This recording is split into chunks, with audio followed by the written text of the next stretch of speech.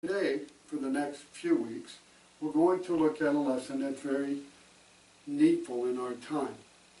I want to begin this lesson to give you a few statistics. I believe that marriage is under attack. It is under attack in our country because it is not given the respect. The pattern of God is not followed, nor are the instructions of God followed in the relationship. And so marriage is under attack. Humanism and materialism add to this problem. Humanism is the secular understanding that human wisdom is greater than God's wisdom. And then you have materialism. That is the pursuit of things in order to gain more and more, give more and more. And yet that pursuit of materialism is causing the breakdown of the family and the home. Worldliness. It's the pursuit of things in the world. Instead of being a more spiritual-minded home and having God as its focus and God as its centerpiece, we have too much of the world in it, where we're trying to get as much as the world we can, and we're putting our hope and our substance and our desires and all our energy into this world, and we're forgetting about God, and we're forgetting about spiritual things. And then you have selfishness. Selfishness is simply in a relationship where the other person is not considered, where everything revolves around you.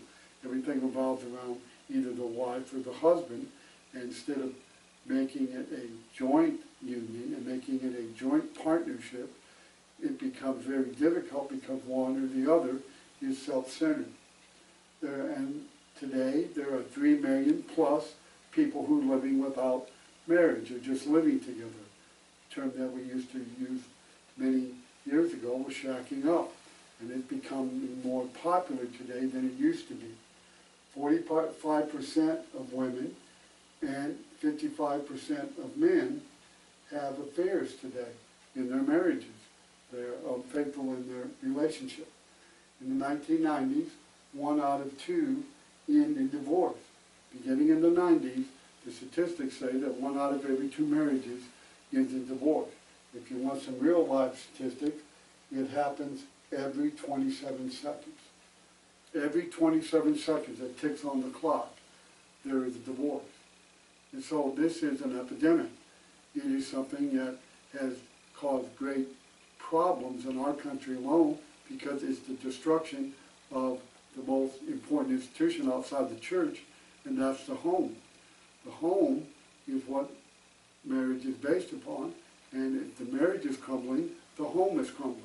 And if the home is crumbling, that means that there are problems and disasters that lie ahead. And so I want you to know that marriage is under attack. You've seen many think that marriage is outdated. They think it's irrelevant. There are even those who claim that the feminist movement claims that it's just one-sided to benefit the man and not the woman. All such statements and all such beliefs miss the point and fail to take God's pattern, God's instructions, and God's commands in regard to marriage and how it should be entered, how we should conduct ourselves in it, and what marriage was intended and the purpose of marriage, and how it will best work for both man and woman. Since men and women don't look at God's instructions, don't follow God's commands, don't follow God's pattern, is it any wonder that marriage is in the shape that it's in and that it's under attack? And so we want to spend the next few weeks showing you the sad reality of why marriage is under attack. Therefore, a man shall leave his father and mother and be joined to his wife, and they shall become one flesh. Now, we examined this passage at length the last few weeks, and we're not going to go over it again, but this is the cornerstone of marriage. This is when marriage was instituted in the Garden of Eden, when God saw Adam didn't have a suitable companion, and that there was not one that was created that was suitable for him. He made him a companion. He took one of his ribs, caused a deep sleep to come upon Adam, and he created woman and gave her to the man. And man and woman came together, and that instituted the relationship of marriage. And that was designed by God for the betterment of the man and for the woman, and for society and mankind in general. Sad fact is, it hasn't worked out that way. It's not because the design was flawed, it's not because the institution is flawed, and it's not because marriage is irrelevant or outdated. It is because it is not entered with the respect, the dignity, and the understanding of what marriage is about and how marriage can best work in the relationship. One man, one woman for life. Now, many people scoff at that. Many people believe that's archaic, and they believe that that's living in the Stone Age, so to speak. But that's the way God designed it. One man, one woman for life.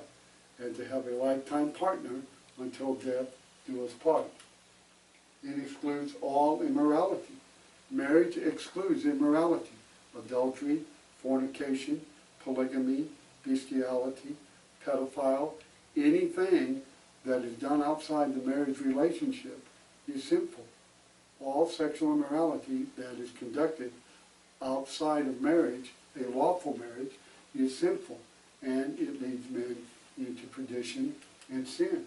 One flesh, no fornication, no adultery. Those things are sin.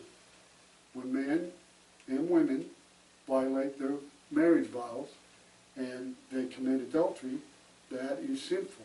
And when men and women have sexual relations before marriage, that's fornication, that is sinful. And so any act of intimacy outside a lawful marriage relationship is sexual immorality, no matter what the world says, no matter what society says, and no matter what the majority of people think.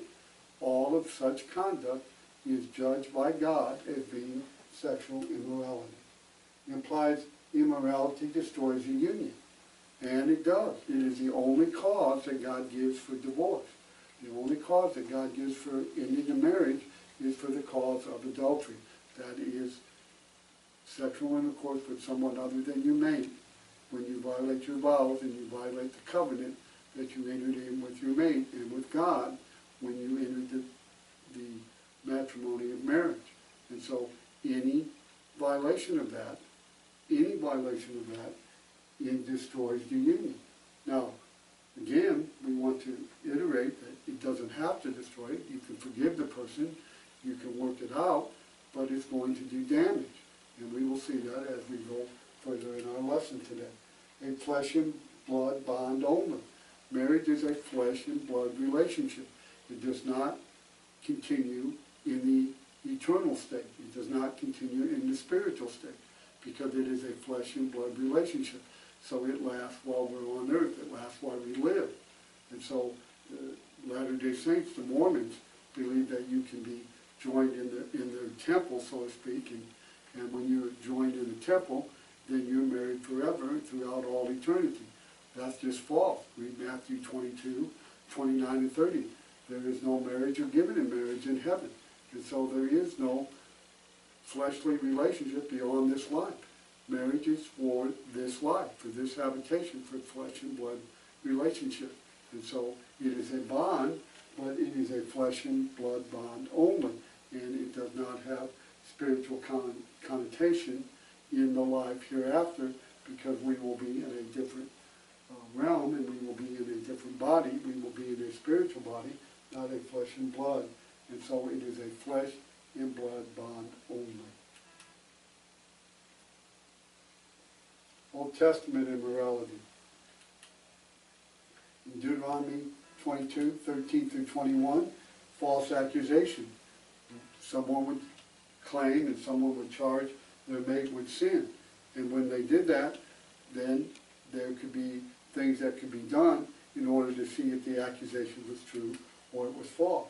If virginity was in question, if a man married a woman and after he took her and he was with her, he found out or he believed that she wasn't a virgin, then there were things that would be done that would validate and verify whether or not that was true or not.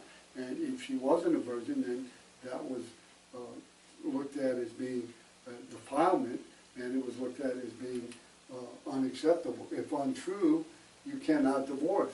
If they make an accusation that their wife was was unfaithful before they married, and she wasn't a virgin, and she had been with another man, if the accusation is untrue, if the virginity is proven to be accurate and his false accusation is wrong, then he cannot divorce her ever. He can never divorce her. If he makes that accusation proves to be false, and she was what she claimed to be, then he is bound to her and can never divorce her. If true, she is to be taken out and stoned. If the virginity question is questioned and it is validated that she was not a virgin, that she was defiled, that she had been immoral, then she is to be taken out and stoned. And that was the penalty not only for fornication prior to marriage, but that's also the penalty for adultery. And so God took a very strong stand against whether or not we should understand that if man steps outside the marriage relationship, even in the Old Testament, God was very stern in what he would do in that case. In Deuteronomy 22, verse 22 through 27, the adulterer had the death penalty. If a man and woman were guilty of adultery, they were to be taken out and stoned to death. They were to be stoned to death, both the man and the woman. God did not tolerate adultery. And if you read in Deuteronomy, he says you put the evil away from you. He did not want that evil to permeate to other people in God's people. And so he made a very stiff penalty for the disobedience of the marriage covenant and violating it. They would be taken out and stoned. Unfaithfulness of a betrothed woman. If a woman who is betrothed and engaged and she lies with someone else and she commits sexual immorality with someone other than the betrothed, then she is taken out and she is put to death. Now, if forced rape, if someone would force a maiden to lie with them that is not his wife, that is not betrothed to him, and he forces the issue and he sexually violates her, then only the man is taken out and stoned because he has committed a heinous act. Deuteronomy 22, 28, and 29. Premarital sex is the sin. Pay the father, take her as wife. Under the old law, if you had a maiden and you lied with her, then you would have to pay a penalty to the father of the woman, and that act is sin, and you would have to make restitution for that. But then you take her as your wife, and then you can never divorce her, not for any reason. And so I want you to notice in the Old Testament that God looked at morality in a very, very strong way. He had a very strong statement in what he said when men committed sexual immorality, when men committed unfaithfulness. Even before the marriage was entered, God took a very dim outlook on sexual immorality, fornication, rape, premarital sex. All of that was a violation of God's law, and God took very stern steps in order to deter men from following that course and following that pattern.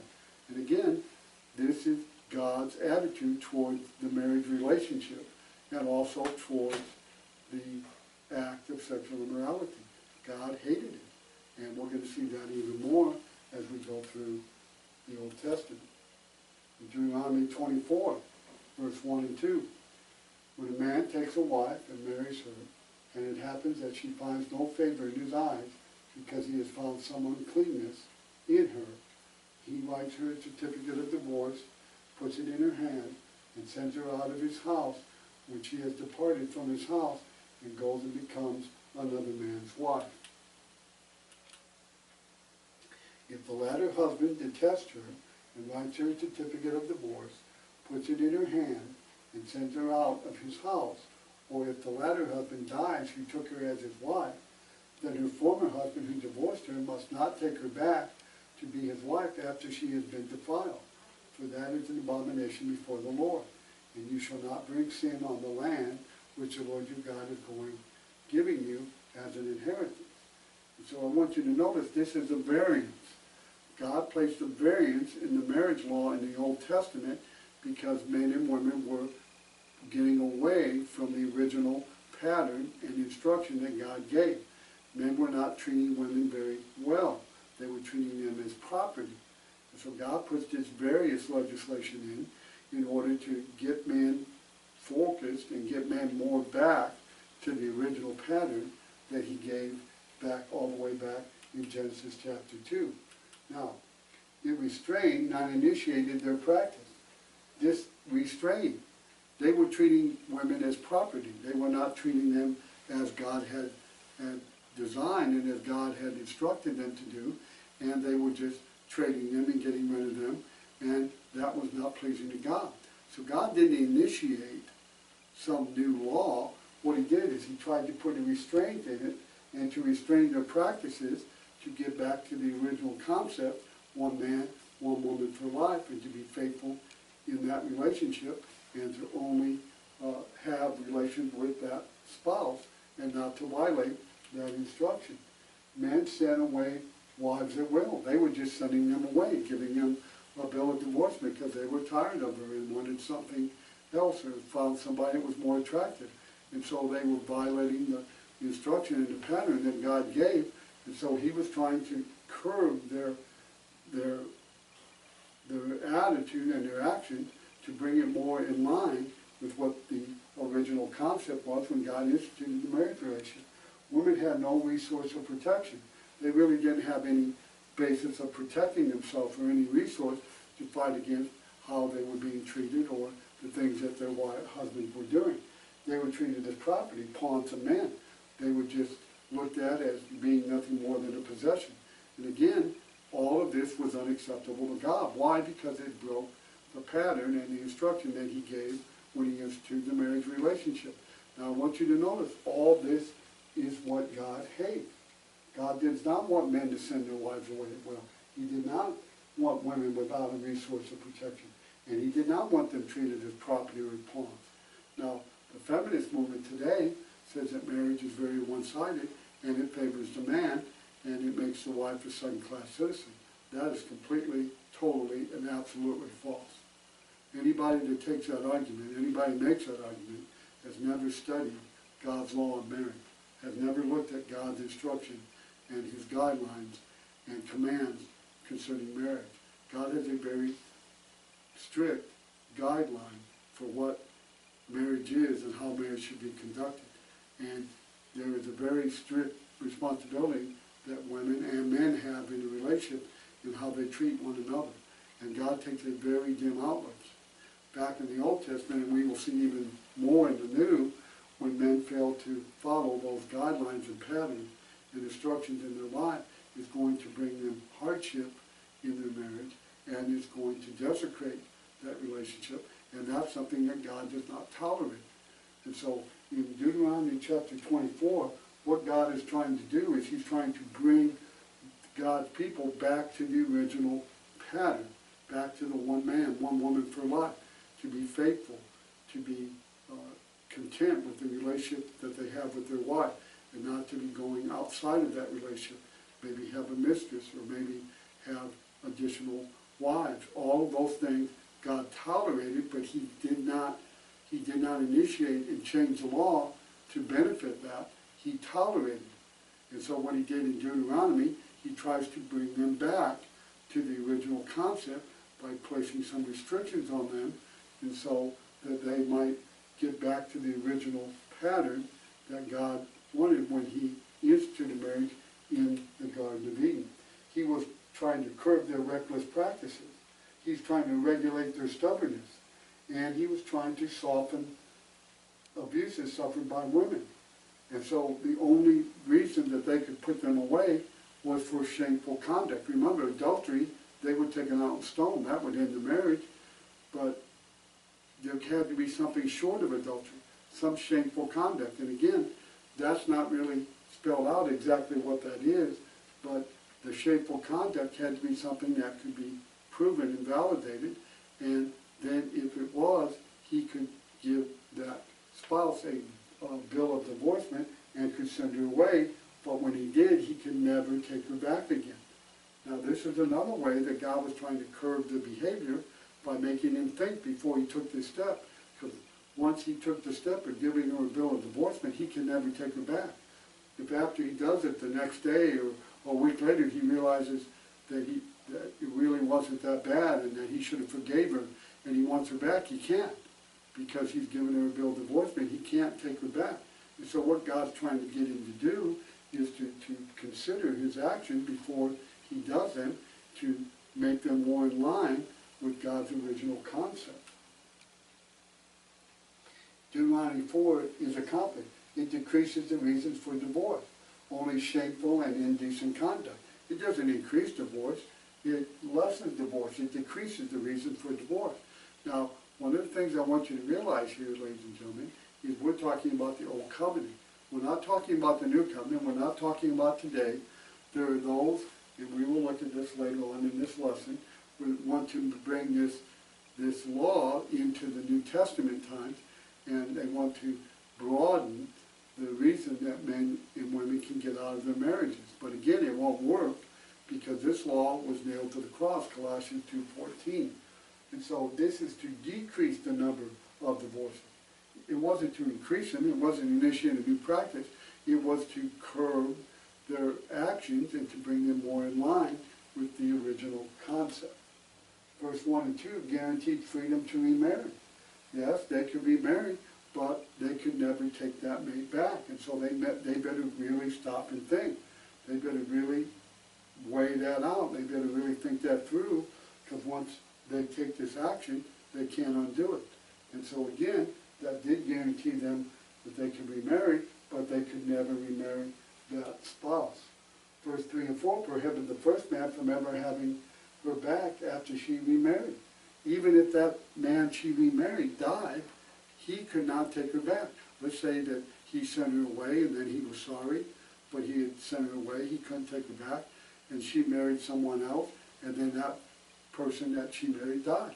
And then he didn't have a wife, and she didn't have a husband, so they could get back together. No, they couldn't. That God forbid that. That was sin. If that was done, that was sinful. You say, well, she didn't have a husband, he didn't have a wife. That's right. But God prohibited in his law, in this law in Deuteronomy 24, that she was prohibited, and he was prohibited from ever remarrying her again. He said, if they did, that was sinful, and that was an abomination to God. And so why did he put this in here? He's trying to change their attitude. He's trying to curb their stubbornness and get it more in line with the original concept. That's it's one man, one woman for life, and to be faithful to that spouse all the days of your life. That's what God wanted when he created marriage. That's what it was designed to do, and that's what it's supposed to do. And when men began to veer away from that, he put this legislation in order to bring him back to the original concept. Now, in Malachi chapter 2, verse 13 and 14, and this is the second thing you do. You cover the altar of the Lord with tears, with weeping and crying, so he does not regard your offering anymore, nor receive it with goodwill from your hand. Yet you say, for what reason? Because the Lord has been witness between you and the wife of your youth, with whom you have dealt treacherously. Yet she is your companion and your wife by covenant. But did he not make them one, having a remnant of the same spirit? And why one? He seeks godly offspring. Therefore take heed to your spirit, and let none of you deal treacherously with the wife of his youth. For the Lord God of Israel says that he hates divorce, for it covers one's garment with violence, says the Lord of hosts. Therefore take heed to your spirit, that you do not deal treacherously. Now we're going to stop here, but before we end today, I want you to spend some time before we come together next Lord's Day, and I want you to study Malachi 2, verses 13 through verse 16. I want you to study them and look at them very diligently, because they give us God's attitude about this thing called divorce. He called it dealing treacherously. He said it was violating the life of the covenant that they entered. And so this is the breaking of a covenant. This is a breaking of a promise. This is a breaking of something that you have promised not only to each other, but you promised to God. And so God took a very dim outlook on that. and he hated it. The Bible says in verse 16, he says that he hates divorce. Now, God hates divorce. He hated it then, he hates it now. He's always hated it because it was not part of the original concept that he gave when Adam and Eve were married in the Garden of Eden. They were to be there for life. They were to love each other until death do us part. And then you have the abuses by men when they begin to treat them like property. They begin to have other women on the side. They entered multiple marriages, which was not part of God's plan. And all of that led to more sin, more just the violation of the covenant and the violation of the relationship. And all of it led to more sin and a breakdown of the marriage institution.